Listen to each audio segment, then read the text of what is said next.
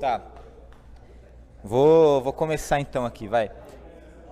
É, a ideia minha e do Caio é passar um pouco da nossa experiência tentando fazer transformação digital numa empresa, só que do ponto de vista das piores práticas encontradas, né? Então a gente vai tentar expor o que a gente passou, por que a gente acha errado e o que daria para ter sido feito, para ser melhor, né? E depois a gente pode bater um papo geral com todo mundo aqui falando, né? E discutindo, por que eu achei isso bacana e você não, e vice-versa. E a gente discute e chega num consenso para Rivendell. Essa é a ideia, né, cara? É isso aí. Acho que você falou legal. Tá bom, vamos continuar, vai. Então, né, vocês já conhecem a gente, mas no Facebook nem todo mundo conhece. Sou Eduardo. Sou o Caio. Tô na Rivendell já tem 3 anos, quase 4 aí. Trabalho com DevOps há todo esse tempo e já passei por diversos clientes e esse daí é um mundo que a gente já está bem habituado e a gente já teve vários problemas, né, com isso aí. Isso aí. Então vamos lá, um pouco da nossa agenda aí. Acho que estou na frente dos slides, vou sair da frente aqui. Desafios técnicos, né? Quais são os desafios técnicos que a gente encontrou na maioria dos casos?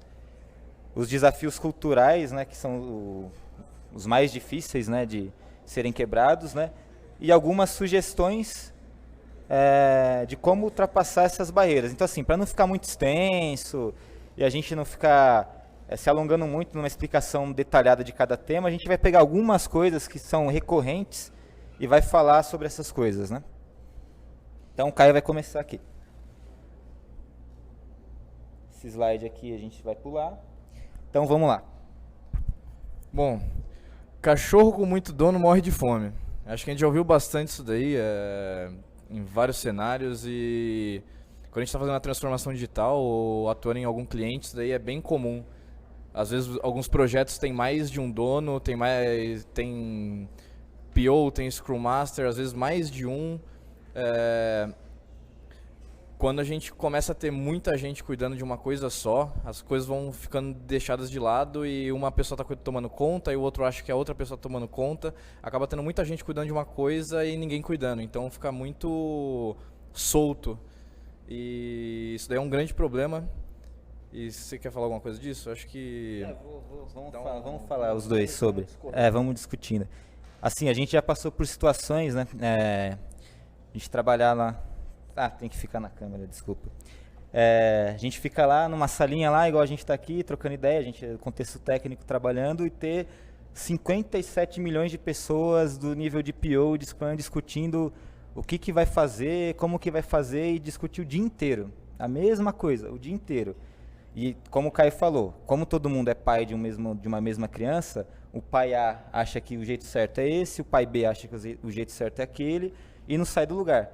E não tem ninguém lá, não tem um Deus, né, que já tem muito pai, né, vamos colocar aí, não tem um Deus lá, alguém para chegar e falar, cara, chega, né, tá com muito blá blá blá para pouco resultado. Que no final das contas, o que acontece?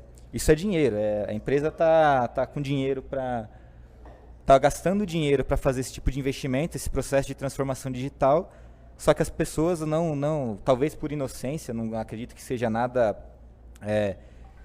feito por querer, né? As pessoas acabam esquecendo que o que ela está fazendo ali reflete diretamente no resultado que ele vai trazer ou não para a empresa. Então ela fica horas discutindo ali, às vezes até com piada, com coisas que fogem totalmente do contexto ali, não está agregando em nada, só está tomando tempo e fazendo o processo durar muito mais tempo do que ele devia. Então esse acho que é um primeiro desafio que a gente encontra, porque como a gente é da parte técnica, igual o Caio falou, então a gente tem que esperar eles tomarem esse tipo de decisão para a gente fazer alguma coisa, né? Porque a gente dificilmente é envolvido, né? Deveria, mas a gente dificilmente é envolvido. Então o que acontece? A gente fica lá esperando, até que alguém decide alguma coisa que também não é a melhor decisão. Ou então a bomba explode, né? Que aí aparece gente querendo ajudar. Show. Então esse é o primeiro desafio. Esse é o primeiro. Tá, legal. Senioridade do time.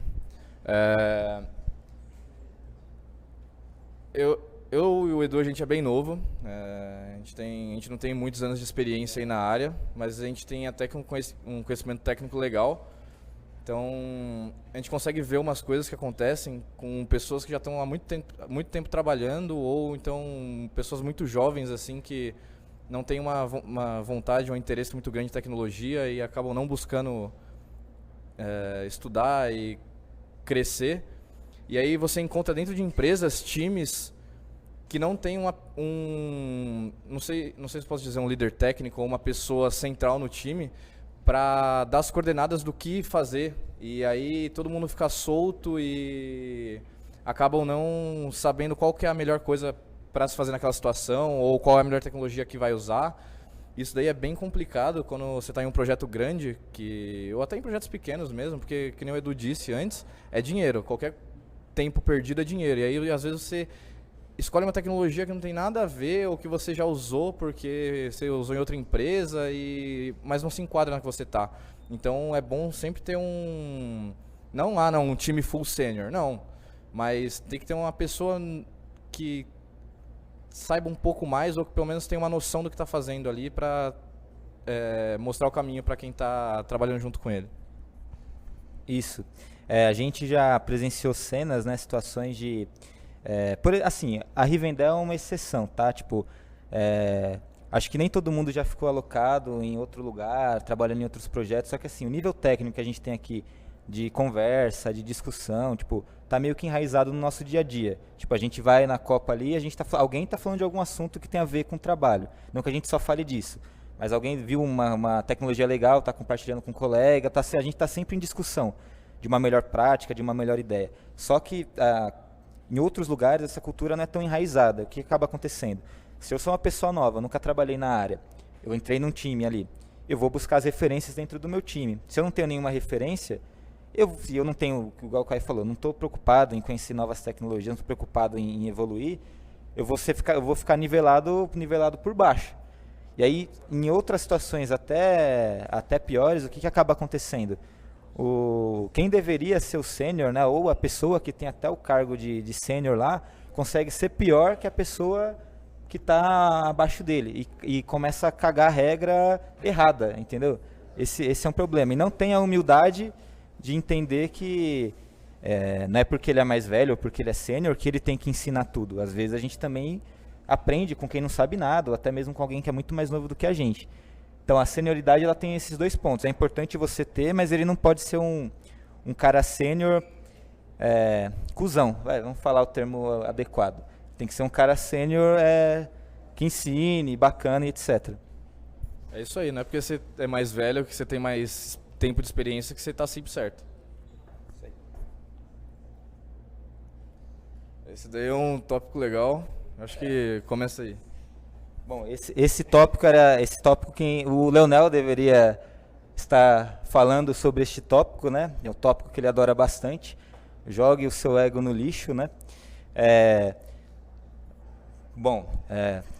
A gente nem sempre a gente é bem recebido nos lugares, né? A gente às vezes é visto como, assim, eu digo a gente, eu e o Caio, né? O Leonel e o Rodrigo, que também fizeram parte do time, por eles serem mais velhos, tal, eles têm mais uma cara de sênior ali, então as pessoas acabam respeitando mais.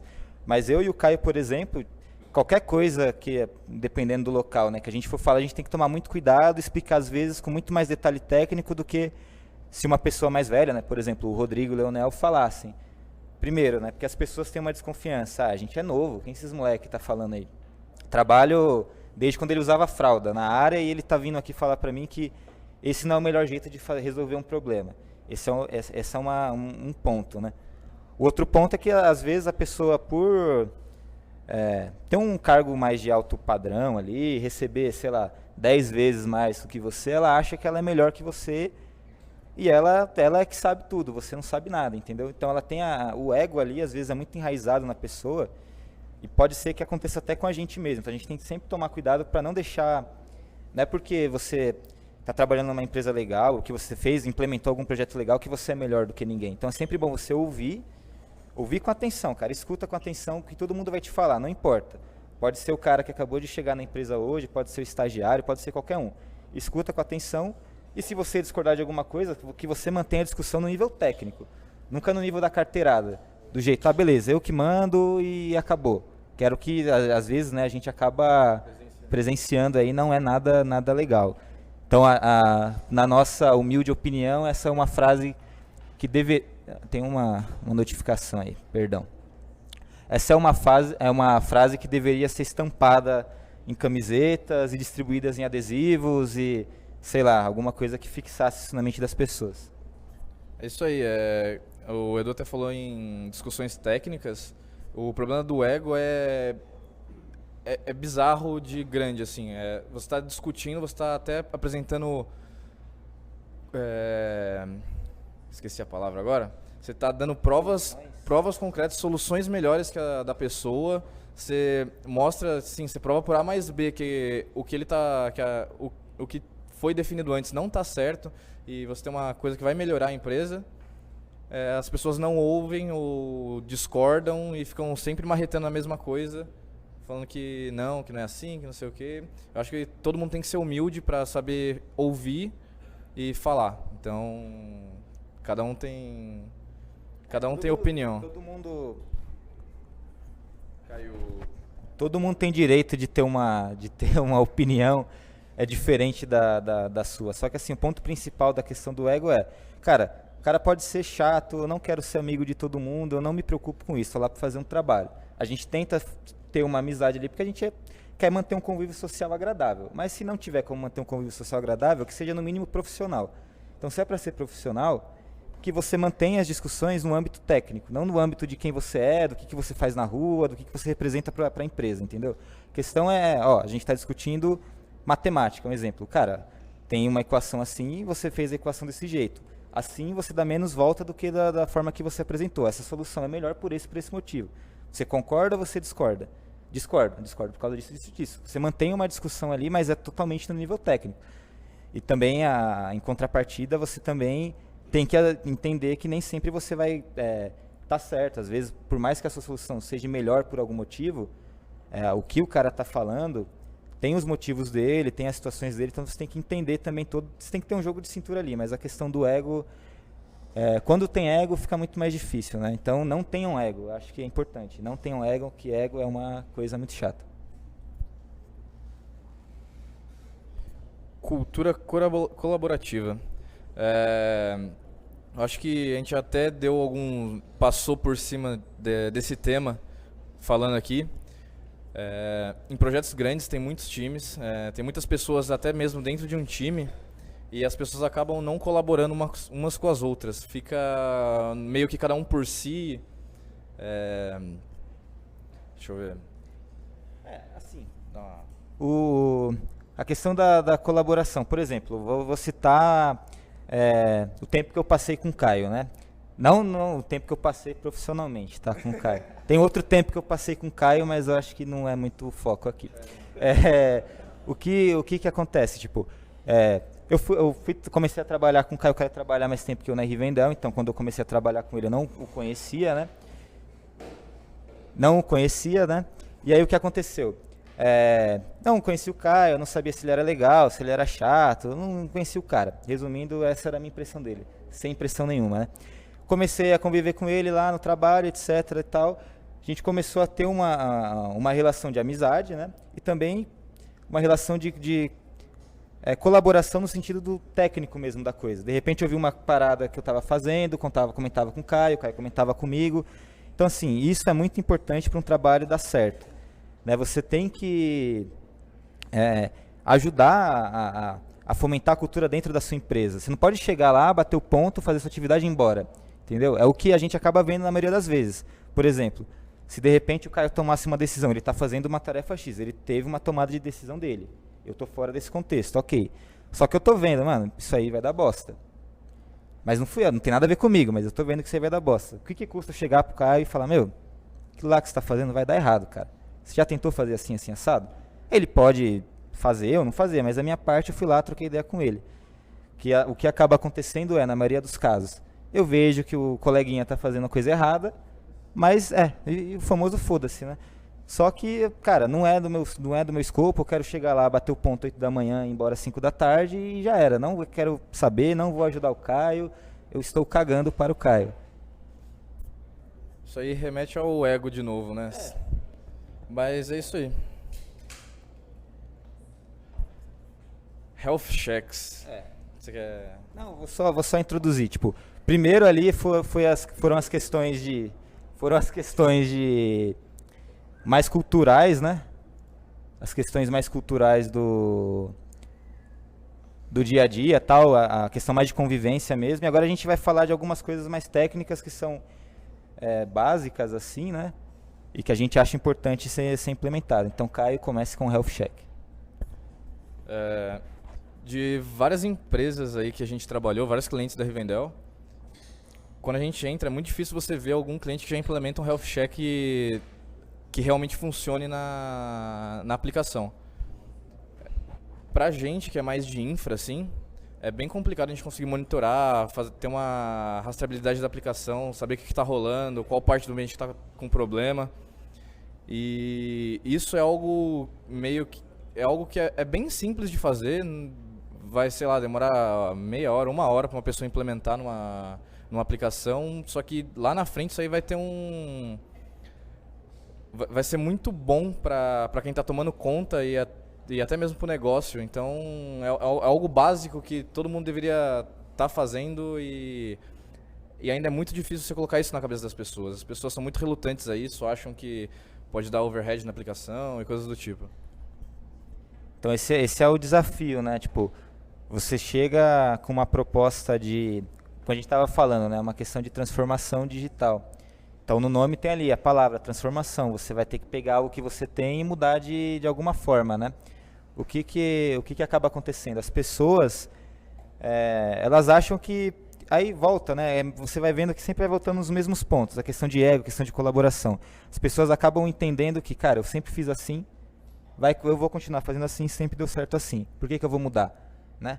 Só que algo mudou por trás ali para você passar a usar um health check, para você entender que aquilo é melhor do que você fazer um monitoramento mais tradicional. Só que o seu trabalho é convencer isso, né, de algum modo. E aí você entra naquelas outras questões de ego, de cultura de colaboração. Você tem que trocar ideia com as pessoas, tem que tentar levantar esses pontos. Nem sempre você vai conseguir, mas você não pode desistir da sua tarefa, né? Até parte do nosso trabalho é esse também.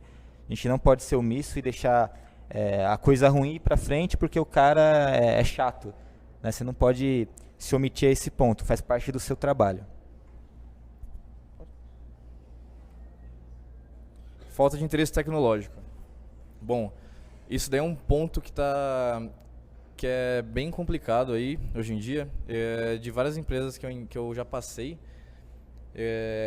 são poucas que eu já vi os funcionários realmente têm interesse tecnológico e têm interesse de compartilhar tecnologia e comentar mesmo sobre tecnologia.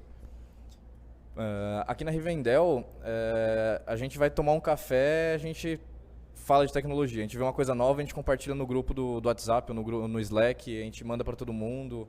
A gente está sempre compartilhando conhecimento. A gente fala bobagem também, a gente vai tomar café, fala merda, a gente está trabalhando, tá brincando, tá falando alguma coisa. Mas, o interesse tecnológico, você estudar, ler um Medium, compartilhar uma coisa que você sabe, sei lá, criar um blog, coisas assim, fazer um post no LinkedIn. Isso aí é muito importante e dentro das empresas eu acho que está faltando muito isso hoje em dia. É difícil de ver pessoas que se interessam em tecnologia que trabalham com tecnologia. É meio controverso isso, mas eu vejo muito isso hoje em dia.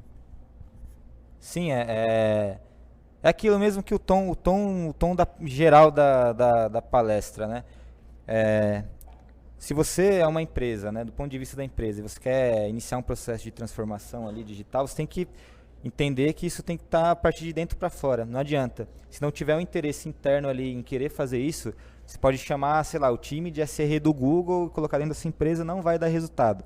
Não vai acontecer nada, não vai mudar nada, vai continuar a mesma coisa que era antes. Claro que esse time é importante porque ele vai te dar todos os atalhos possíveis e imagináveis, porque ele já vivenciou todas essas situações, né? Que era mais ou menos o que a gente fazia, né? Tentava fazer, né? A gente já passou por esse problema, a gente está te compartilhando conhecimento sem você ter a dor de passar pelo problema que eu passei. Só que, se o cara não tem o interesse em fazer aquilo, não adianta de nada. Eu posso ir lá, mostrar toda a minha teoria, todo o meu embasamento, o cara vai simplesmente ignorar. Hoje em dia, a gente tá até entupido já de tecnologia, hoje em dia um negócio novo surgir, que ninguém fez antes, é muito difícil. Então provavelmente em qualquer lugar da internet você vai achar alguma coisa do seu ramo que alguém faz também e que já teve problema e já sentiu as dores. Você não precisa sentir as mesmas dores que outra pessoa que já fez teve. Você pode pegar e ver quais são as coisas boas que ela aprendeu daquilo e já usar isso direto. Você não precisa... Hoje em dia a gente não precisa mais apanhar para aprender. Acho que a gente já consegue aprender sem sofrer, sem dor. Sem dor. Acho que esse é o last one. Esse é o último? É o último, vamos abrir para... Tá, esse era o nosso último slide. E agora é uma mesa redonda de qualquer coisa relacionada ao tema aí. Quem tiver pergunta, curiosidade, o Rezende tem um. Ó, o Rezende tem um aí, manda aí. Oh, peraí.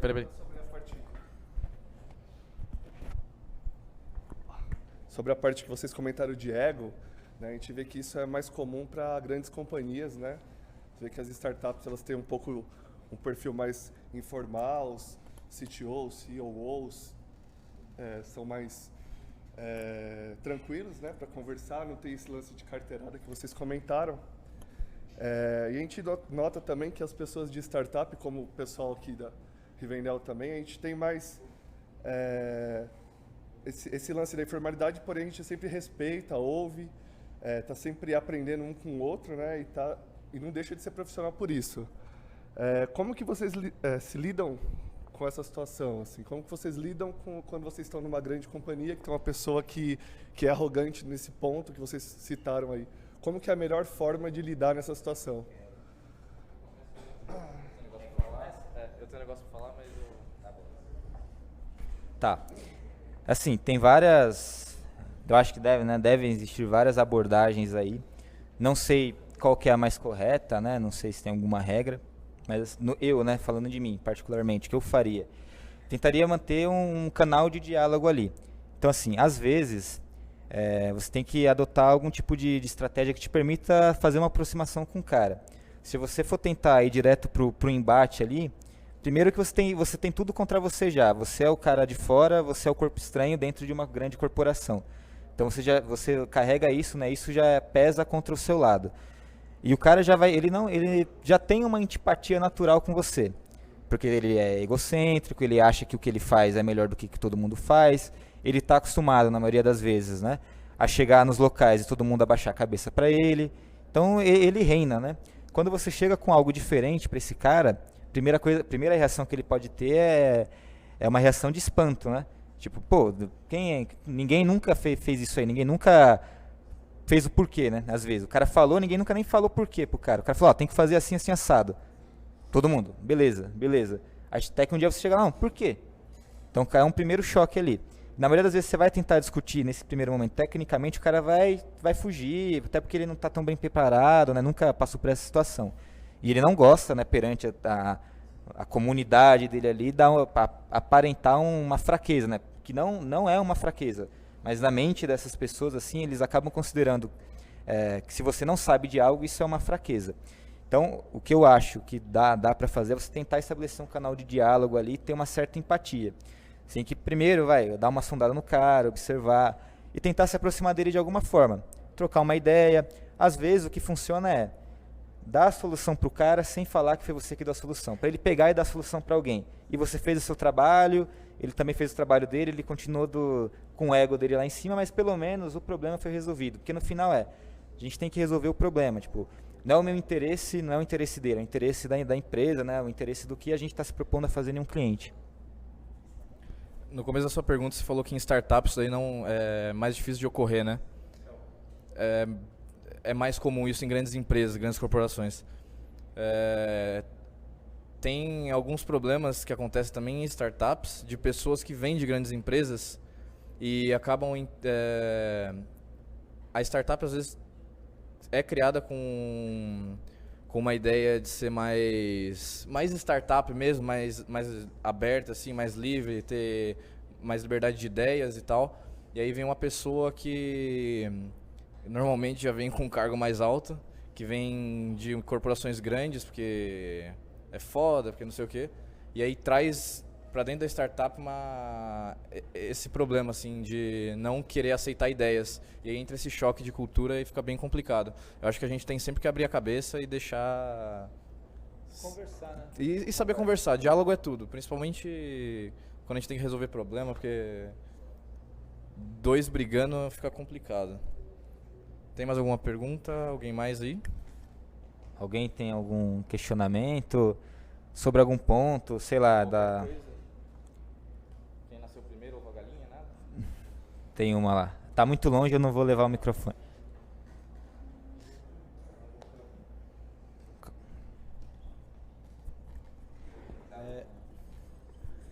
Vocês falaram, né, tipo, de grandes empresas e deram um exemplo de um ambiente de startup também. Eu vim de uma empresa que é, assim, tem tudo isso que vocês disseram na relação de cultivar o ego, guardar o conhecimento, né? E hoje eu estou aqui na Rivendell. E eu queria saber, assim, o que vocês acham que, tipo, uma empresa, com essa cultura de startup mesmo, com esse lance de compartilhar conhecimento, não ter tanta formalidade, né, mas ao mesmo tempo ter um ambiente de respeito, tem que fazer porque, tipo, começa uma startup, os anos vão passando, aí essa startup vai ficando mais ampla. Ela continua com aquela cultura de startup, mas ela vai atendendo mais clientes, vai aumentando a carteira de clientes dela e a responsabilidade vai aumentando. Como que ela deve fazer para não perder aquela essência que ela tinha no início?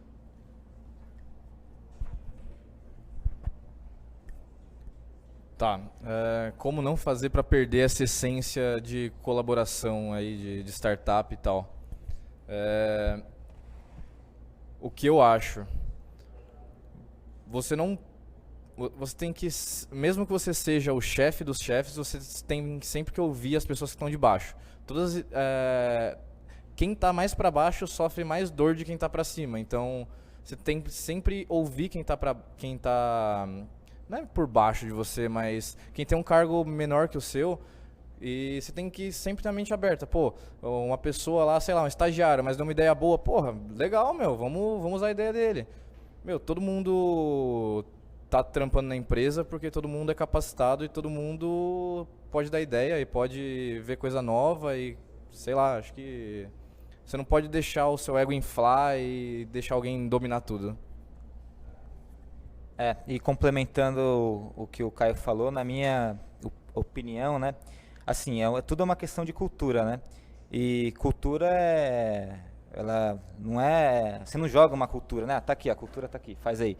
Ela nasce através dos hábitos, né, então a empresa ela tem que ter, pelo menos permitir que o ambiente, né, forneça, né, os meios para as pessoas terem os hábitos legais de colaboração, né.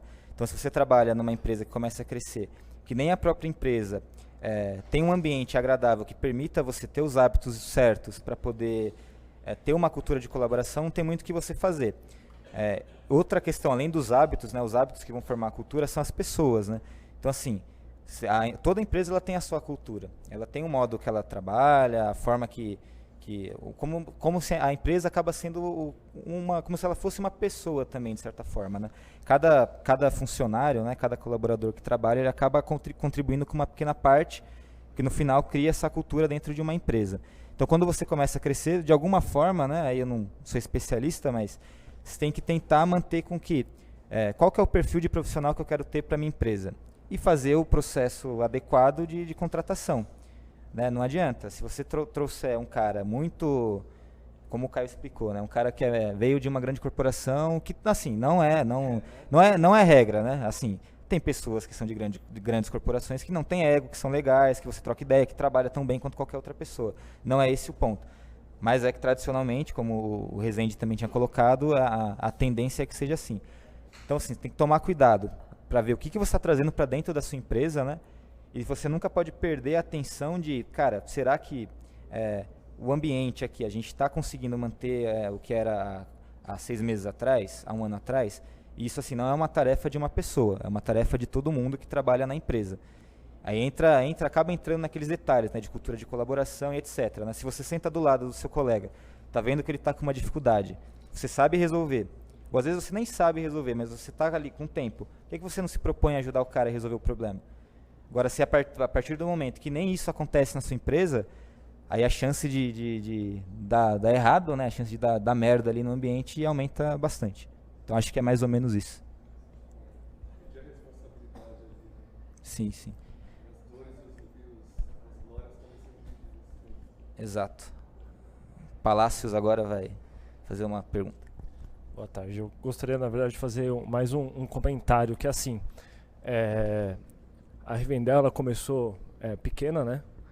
Com poucas pessoas mesmo, mas assim, hoje já é uma empresa que está indo para médio porte já, né? A gente viu uma transformação aqui dentro, em relação a processos, a burocracia e um monte de coisas que vão sendo implementadas aos poucos. E é isso que vai acontecendo no mercado também em outras corporações. Eu acho que para uma empresa como a Rivendell, ela já nasceu nesse mindset. Mas mesmo assim ela vem sofrendo com algumas transformações inerentes quando a empresa ela, aumenta seu tamanho e etc. Numa corporação, uma grande empresa com milhares de funcionários, eu acho que se torna muito mais difícil você fazer esse processo de transformação digital. Como vocês acham que as empresas, qual o processo que elas têm que adotar para uma grande empresa começar a trocar o mindset, trocar a cultura para que tenha essa cultura mais de ágil, de flexibilidade, esse tipo de coisa? Começar, Caio? Tá bom. Bom, eu já trabalhei dentro da parte de tecnologia de um banco e eu entrei lá com a finalidade de fazer exatamente isso, de mudar a cultura de lá de dentro. O que eu vi que rolou lá dentro? O pessoal quis implementar o Agile lá dentro do banco, que era tudo Waterfall, só que a mente das pessoas não acompanhou a troca de cultura. Então o que acontecia? Via que era processo Agile, o pessoal achava que era Go Horse. O Agile não é não ter processo. É ter processo, só que não aqueles negócios que você precisa enviar e-mail para Deus e o mundo para acontecer. E acho que isso daí esse é o primeiro ponto que acontece quando você quer mudar lá dentro. O pessoal sai do full burocracia pro Go Horse. Isso daí é bem complicado. Concordo com o que o Caio falou, né? Ele já passou por isso até mais vezes do que eu. Assim, se eu fosse, né? Se eu tivesse do outro lado da moeda aí, né? Se eu fosse o cara que tivesse que tocar essa transformação, mas eu sou o cara da empresa, né? O que eu faria, né? Talvez não seja nem o mais correto. Ia chegar e falar, pessoal, vocês trabalham assim, trabalhou assim até tal dia, só que agora vai ser dessa pegada aqui. Quem se adequar, ok. Quem não se adequar, a rua. Tipo, basicamente ia ser desse jeito, cara. Eu espero. Não, o especialista vai falar. Calma aí. Vem, papai. Especialista aqui. Então vamos lá. O formato adequado você tem 10 times de desenvolvimento, 10 times de produto, então você cria uma célula de borda de inovação, ou você começa a fazer agilidade por uma área e vê quais pessoas se candidatam a fazer aquilo, e as demais você tenta as convencer de fazer em conjunto. E aí no último caso, se não acontecer, aí vai no método, né, deles aqui, de rua. Mas tem que ser a última, tem que ser exceção da exceção da exceção. O cenário adequado pega uma área, por exemplo, a gente dá para abstrair do mesmo modelo de mudar uma arquitetura monolítica quanto mudar a cultura. Você tem um monolito, você pega um microserviço simples e vai quebrar. Você tem uma cultura monolítica, você vai fazer uma micro nova cultura e vai implementar. Mas as pessoas têm que ter autonomia dentro daquilo que elas estão fazendo. Uma empresa tem 20 softwares, uma empresa tem, sei lá, 40 áreas, 50 áreas de negócio, depende da empresa, por exemplo, um banco grande, ela tem que escolher algum, vamos imaginar um banco grande, sei lá, os 3 maiores do Brasil aí. ele tem que pegar um modelo de negócio, por exemplo, a linha de investimentos. Então eu vou criar uma borda de inovação na linha de investimentos. É igual o maior banco do Brasil está fazendo lá, ele tem uma linha de investimentos. Ele tanto comprou ações de uma empresa que é líder nisso e virou sócio disso, mas também ele criou uma borda de inovação lá dentro e criou um modelo de negócio que meio que vai concorrer, inclusive, com o que ele acabou comprando, nesse caso. Mas esse modelo é totalmente diferente dos processos e políticas tradicionais do banco. Não segue o modelo de segurança, não segue o mesmo modelo de políticas de controle, etc. Você tem times ágeis de produtos, times de negócio também, não só produto, e aí uma célula totalmente apartada com autonomia de fazer. Então esse é o modelo que normalmente o mercado vem aplicando e que funciona. E aí não fica no modelo tradicional, porque o problema da corporação tradicional, eu comecei minha carreira num banco. Quando você está lá dentro, você vai falar assim, eu vou trocar um servidor de FTP, um negócio muito simples. Gente, 10 reuniões no banco para trocar. Porque assim, hoje a gente faz um estagiário faz aqui em 5 minutos. Num banco, você demora 10 reuniões para você homologar, para você passar, para testar, para o usuário usar. É muita burocracia, muita. Só que as pessoas não vão trocar do dia para a noite de 10 reuniões para 5 minutos. Não adianta.